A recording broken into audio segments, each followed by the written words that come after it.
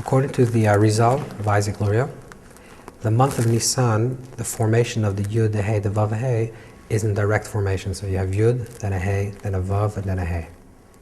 That's one important idea to understand. Another important thing is that the word Nisan means Nes, means miracle. Now the Arizal also teaches that on Tishrei is Hayom Hara Solam, which means that the world becomes pregnant. We're pregnant with an idea. And the month of Nisan is the month of birth. Now, Nisan generally comes out in the beginning of spring. And the consciousness that people feel in the spring is that the flowers are budding, the sun is out longer, it's becoming warm, people are full of hope, full of newness, full of excitement, and like a new zest for life. That idea of the consciousness of spring is something that's given to us. It's not something that we work on. We don't work on creating spring. Spring is a gift that's given to us. What happens in terms of the Exodus from Egypt, and that's the story of Nisan, the great story of the Exodus, Passover, is that the nation of Israel is entrapped in Egypt. And then they're given a gift of redemption. Not that they work on their redemption, but halalu, and they're given a gift that they can go out of Egypt. On Nisan, the month of Nisan, we're given the gift of newness. That we're given a gift that we can start things again with a new freshness.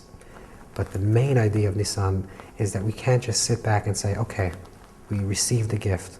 But in order for the gift to become real, we have to try to live out that gift in real time, in real space, in our own lives. So we accept the gift that's given to us. We're thrust into redemption. We're stuck in our exile, and then the winter's over, and all of a sudden everything's beautiful. I feel the newness, but what am I going to do about it? Am I just going to ride the high and say, okay, it's beautiful, I love it, it's great weather, and I'm really excited about the potentials of the summer? Or am I going to actually translate it into my own life, into real inner work? If I just allow it to pass, and I just ride the high, then it's like a miracle. A miracle is something that's beautiful when it occurs, but the moment it's over, it disappears, and it's not lasting. It lifts us up. Literally, the word miracle means nes, which is the root words of the word Nisan, which is the month of Nisan, is nes, which means it lifts us up, but it doesn't put us in that stage. It just lifts us up for a moment. It gives us a new way of seeing things, and it drops us back down to the state that we're at before. The trick, or the tikkun of Nisan, is that when we're on our high, because life is so beautiful, and the spring is coming, and we're celebrating Passover, and there's redemption, there's birth, but to look from that perspective that we're high now and say, okay, what am I going to do with this high? How am I going to live that high in my real time?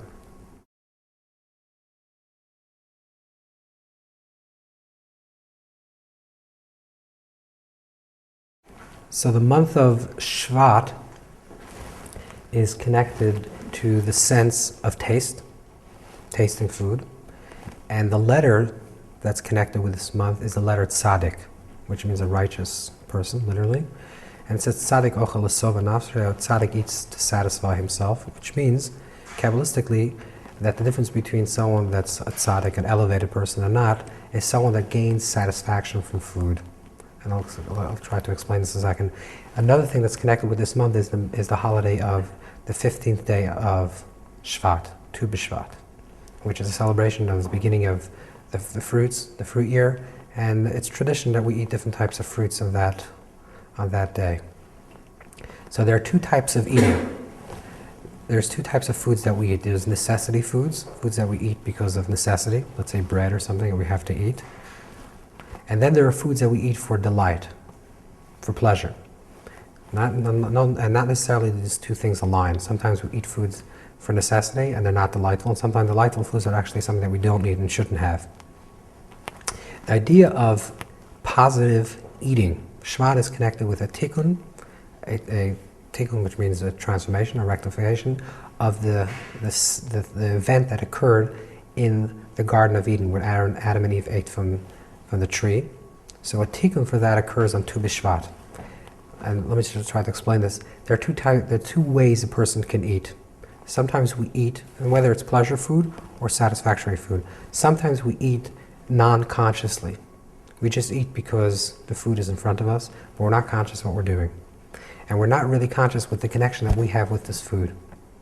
And therefore we eat, and then 5 minutes later we're still hungry because we never really connected with the food on a deep level. When a person makes a blessing and connects with the energy of the food and recognizes that this food gives him sustenance, or gives her sustenance, and relates to the food in a way that before something comes into the mouth, they think about it for a moment, they make a blessing, and they become conscious of what they're eating, then the relationship with the food is much deeper.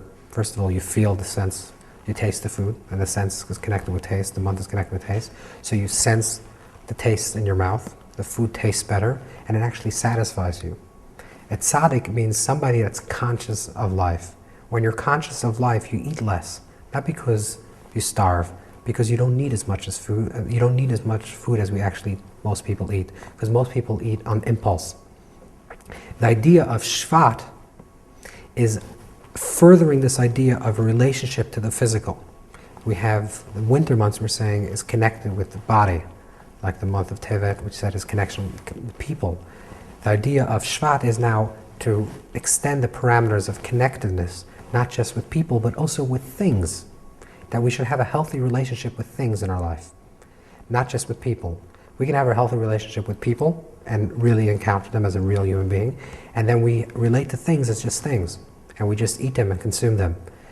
The month of Shvat is a tikkun for that, a rectification to just relate to things as things, but to relate to things as actually something that is connected with our soul.